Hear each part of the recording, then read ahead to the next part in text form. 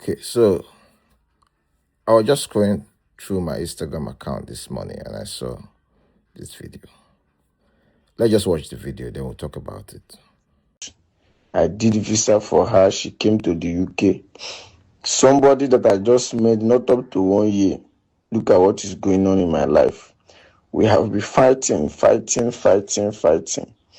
We have been fighting all day and night. Can you see it? I can't even drop my phone. She'll go and pick it. When I rush to collect my phone, she starts fighting me. She starts slapping me because here in UK they don't beat women. If I beat her now, they will deport me back to Nigeria. Everything that I have worked in my life will not belong to her. I don't know if she came with a plan or what, my son. I am passing through hell. This is more dangerous than hell. I did visa for her. She came to. Okay, so we've seen the video, yeah? So my advice for my fellow African brothers. Now, this is not just for African brothers alone. It also happened to women. So I don't want to be selfish. I don't want to be speaking to just a particular gender. So I want to be speaking to African men and women. The dynamics of the metrics, what you see in Africa in marriages, is different from what you see in abroad. Now, in Africa, men are odogu. They work in, do businesses, do whatever they do, they provide for the family. Women are not supposed to provide or bring to the family table. That's like the old belief anyways, but recently, if you marry an understanding husband, understanding wife, you guys can plan your home the way it works for you best. Doesn't necessarily mean that the man must provide. If the woman has a very good business and she's making money, she can contribute. If the man has a very good business or job, yeah, definitely men provide in Africa. But if the woman has a very good job or a good business, she can also provide based on understanding. But most men don't actually want their wife to, provide for the family. They want to do all the provision alone. But depends on understanding. Every family would have what work best for them in Nigeria or in Africa. Sorry, I use Nigeria because I'm Nigerian.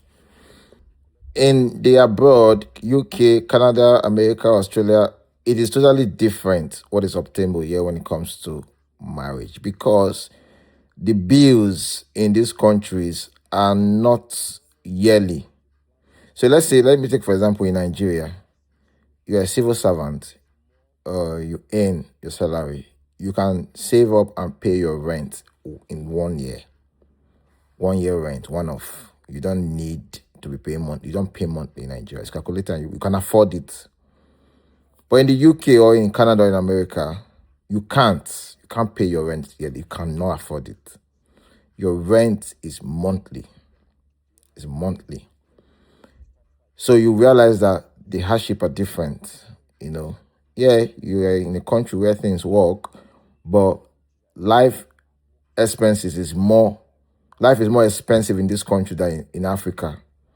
In Nigeria, life is way cheaper. But you may not have access to that money. That's just the problem. But yeah, you have access to the money, but the bills are not easy. It's monthly. So you realize that a man cannot be odogu. You cannot be odogu as a man in abroad. In Nigeria, you can be odogu. You can provide for your family, everything. You don't need your wife to do anything for you. But in the abroad, it's not possible. Husband and wife will need to contribute to the bills. Now, you see the metrics you have in Africa when it comes to marriage. You cannot do it in the abroad because the woman thinks she has the same rights with you. Because in Africa, in Nigeria, or other African country, you as a man, you're the one providing for the family.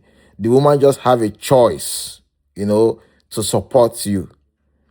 But in UK, in Canada, in America, you don't have a choice. You cannot do it alone. Your wife has to support you. Now, they are also contributing to pay the bills.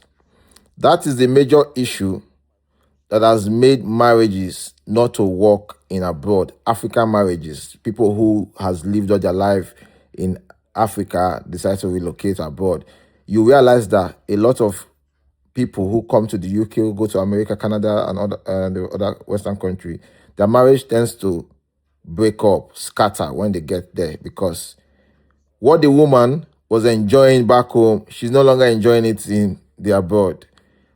She need to work just the way her husband work to pay bills. In Nigeria or in Africa, it's different.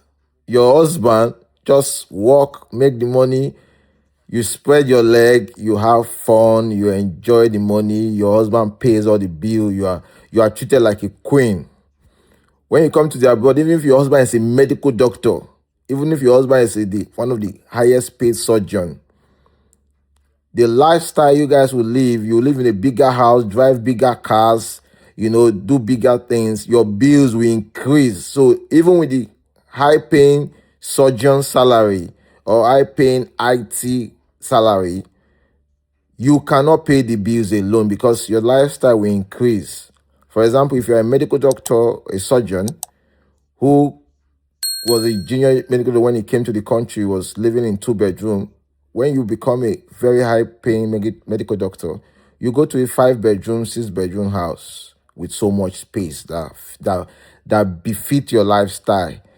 If you were driving a used car, you go to a brand new car, 0 mileage. Your lifestyle has increased, your bills also increase. Your wife income also needs to be put into the household expenses. Now, the women now see themselves like they are also contributing. So, if that your wife does not have God-fearing like my wife, if she doesn't have that God-fearing spirit in her, she will not respect you. So the point I'm trying to say, make sure before you bring your wife to abroad, make sure she's a God-fearing wife, somebody who respects you, somebody who is highly God-fearing. See, I don't want to pretend. Your wife has to be a religious person. If you are those type that met a girl in a club, you met a girl in the club in Nigeria or in Africa, now club woman you go marry. If you bring her abroad, your marriage will not work. If you don't marry from a good home, a home where the women, the people they are well trained, a good, well trained woman, you will lose it. I am telling you this free. Your woman will come here and sit on your head because the country support women. They don't, like in Africa, our laws, men are the kings, women are the women. The laws support men a lot, also support women, but like in abroad, you can't touch a woman. Do you know in the abroad you can buy a house? If anything happened to your marriage, the police will kick you out of that same house. That house will be for your wife and children. So they give women and children more preference, which is good. Because sometimes in Africa, some of our laws go against women, which is not good at all.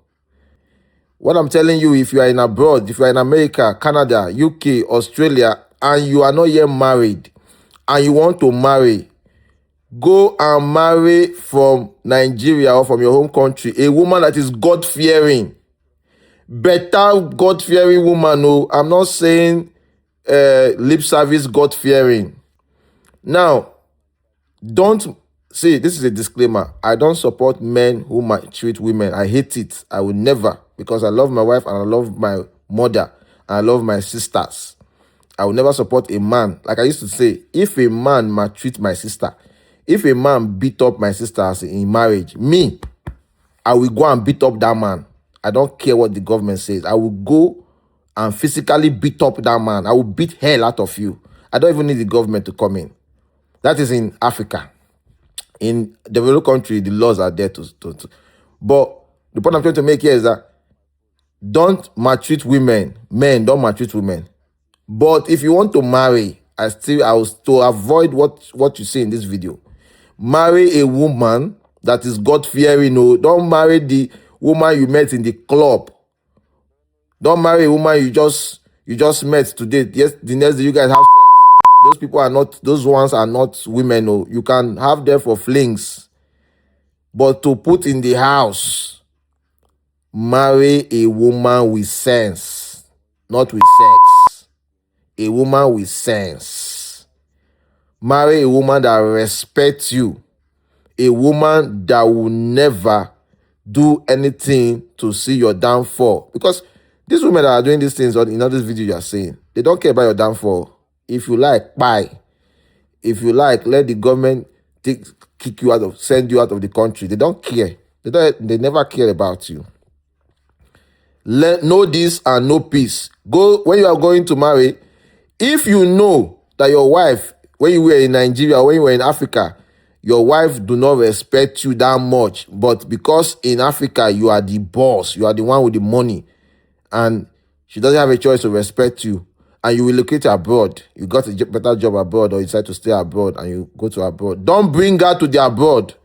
Leave her in the Africa where she is. If she's in Nigeria, leave her in Nigeria. If she's in Ghana, leave her in Ghana. Be visiting twice a year or 3 times a year or once a year, as the case may be. Go there, see your children, have fun. They can come here to visit, they go back. Don't bring them to live here. Now, nobody don't say this guy is talking out of experience. I'm talking out of experience of what I have seen, not my marriage. I have almost a perfect marriage. Nobody has a perfect marriage. My wife is God-fearing. My wife came from a very God-fearing home. She was well raised by her parents. She respects, she reasons, like, my wife brought me closer to God from Nigeria. When I was in Nigeria, she was the one that brought me close to God. Like I was a bad boy. And I'm not ashamed to say I'll be bad boy. But when I met my wife, she brought me close to God. I used to be a bad boy. My brother, I'll be bad boy. But my wife brought me close to God. When I came to the abroad, I brought her and my kids. And they've been here for 3 good years. And they're doing well. So, if you know the kind of woman you marry, you know that woman can buy you. Don't bring her abroad. Let her be in that African country where she is. You just go and visit her, come back. She will value you more. The moment you bring her here and she start working, she starts seeing money the way you are seeing money, Otilo, it is gone. Oh, you will regret it. Learn from all these videos you are seeing on social media. It's not a lie. Oh, it's true. All these bloggers in Nigeria, they will not post things like this. Oh, it's Nyash, all those things they will be posting. They will not post things that will educate people. If they see the video now, they will not post it. Anyways, my name is Inamino. I will see you on the next one. Peace.